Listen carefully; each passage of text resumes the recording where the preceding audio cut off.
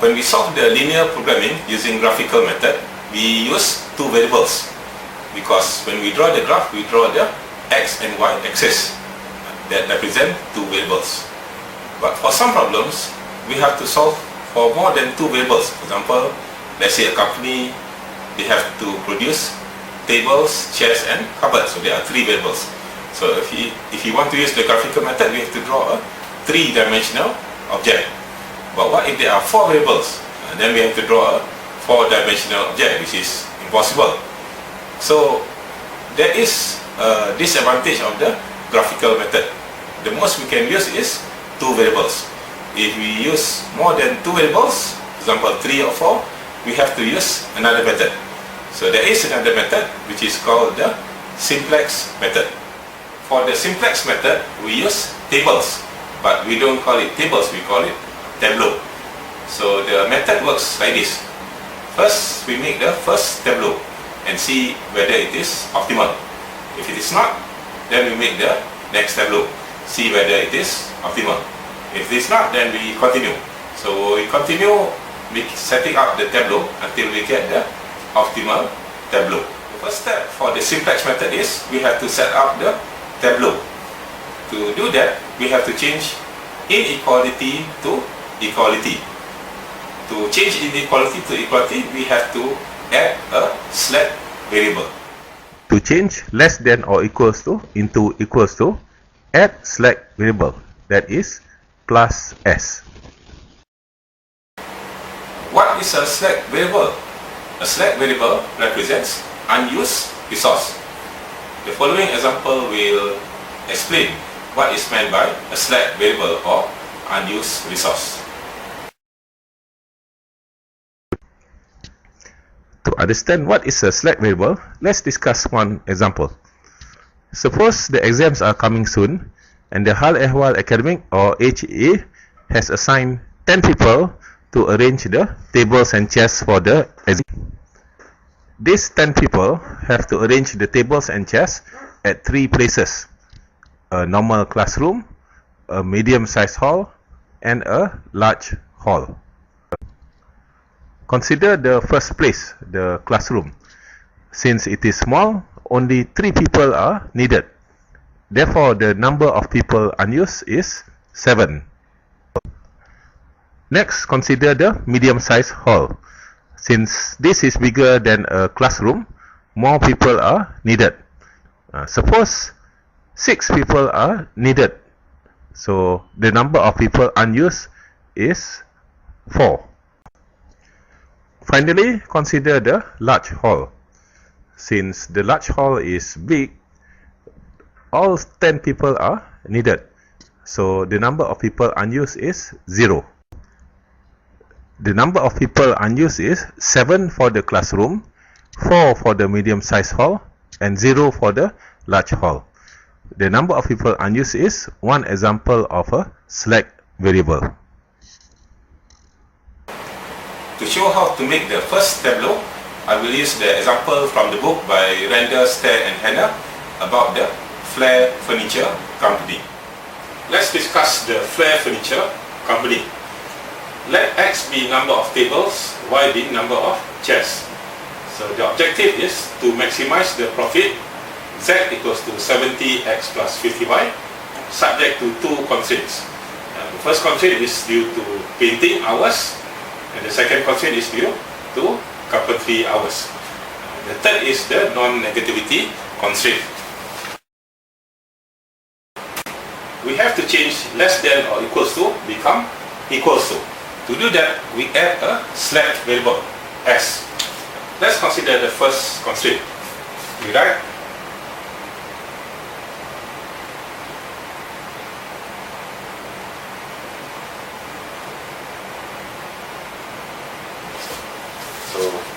I add plus s. The second constraint, I write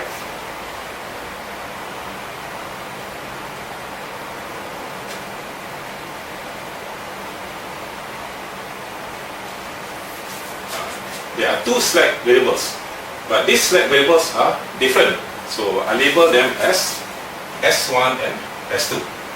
So where S1 is unused hours of painting, because it comes from the first constraint, painting. And S2 is unused hours of carpentry, because it comes from the second constraint, which is carpentry. We have four variables altogether. We have X, Y, S1 and S2. The next step is we want to write all the four variables on the same line. So for example, let's say you look at this equation. We have X, Y, S1, but there is no S2. But I still want to write S2 in this equation. So how to do that? We write like this.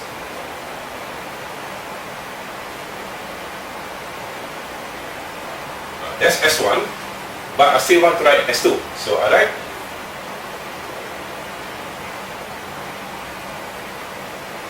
zero S2, because 0 times S2 is 0.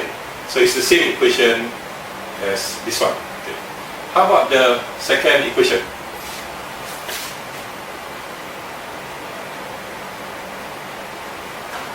There is no S1, but I want to write S1. So I write 0 S1 plus S2. Okay. Then, in addition, in front of each variable, we want to have a coefficient. So for example, X, the coefficient is 2. Now here the coefficient is 1. This is 1. This is 1. Now consider the objective function.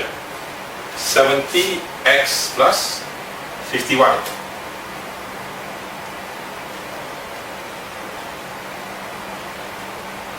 I also want to add S1 and S2, but there is no S1 and S2. So what do? I write 0 S1 plus 0 S2. So we have these equations. So from these equations we can make our first table. But we don't call it table, we call it tableau.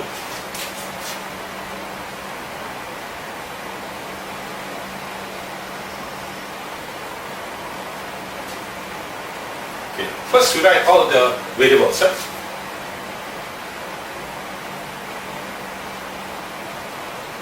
X, Y, S1, S2. And on the right we have quantity, or QTY for short. Now above the variables, now look at the objective function. We have these values 70, 50, 0, 0. So we write those values at the top of the table.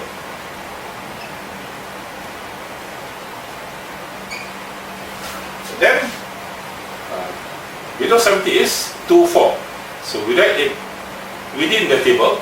This is 2, 4. Okay. 1, 3.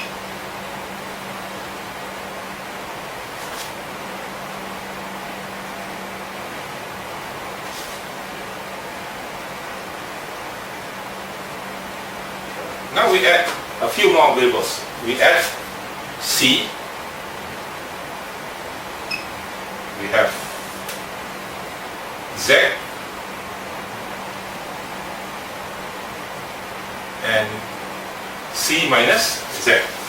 So this is our first tableau. But this tableau is incomplete. There are some missing values. So now I discuss how to fill in these missing values.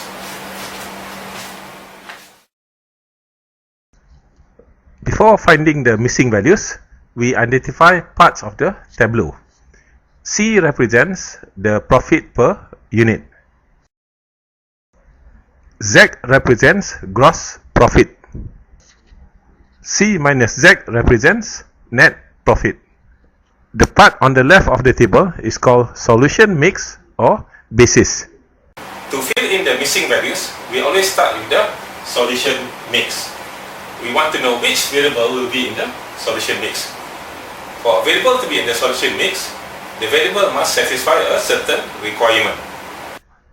For a variable to be in the solution, the column for that variable must consist of 1 ones and the rest are zeros. Right. For a variable to be in the solution, the column must consist only ones, the rest zeros. Let's check to see which variable will be in the solution. Okay. First is x. Column consists of 2, 4. There's no number 1. I cannot choose x. Okay. Then y. That's number 1, but the number is not 0, it's 3. I cannot choose y. Then s1. 1 and the other one is 0. Yes, I can choose s1 to be in the variable. Because 1 is on the first row, I write s1 on the first row. Then s2. 1, 0. Yes, I choose s2. Because 1 is on the second row, I write s2 on the second row. Now the number on the left, now above s1 is 0. So here I write 0. So that's why there's an arrow here. Above s2 is 0. So this one is also 0. So this is how we fit in the solution. Next, we want to find the values of z and c minus z. First is z. So there is a pattern. So for x, the value of z is 0 times 2 plus 0 times 4. 0 times 2 is 0. 0 times 4 is 0. So this is 0. And for variable y, it is 0 times 1 plus 0 times 3, which is 0. For s1, 0 times 1 plus 0 times 0, 0. For s2, 0 times 0 plus 0 times 1 is 0. Finally, for the quantity, 0 times 100 plus 0 times 240, it is 0. Then c minus z. This is c, this is z. So just minus. 70 minus 0, 70. 50 minus 0, 50. 0 minus 0, 0. 0 minus 0, 0. So this is the first tableau. Let's say we want to find the values of all the variables. The variables are x, y, s1 and s2.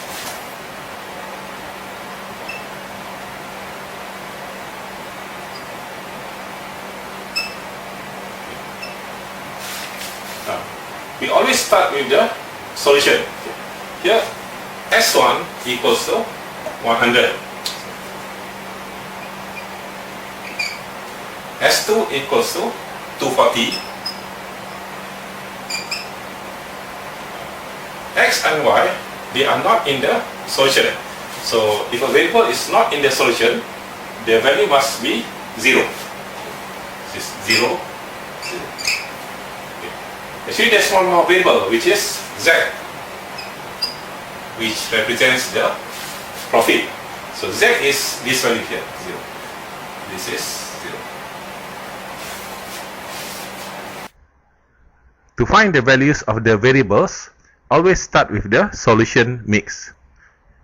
If the variable is not in the solution mix, the value of the variable is 0. Let's interpret these values. X equals to 0 and y equals to 0 means no tables and chairs. S1 equals to 100 means there are 100 hours of painting unused. S2 equals to 240 means there are 240 hours of carpentry unused. And Z equals to 0 means the profit 0, which is what we expect because we do not make any tables and chairs.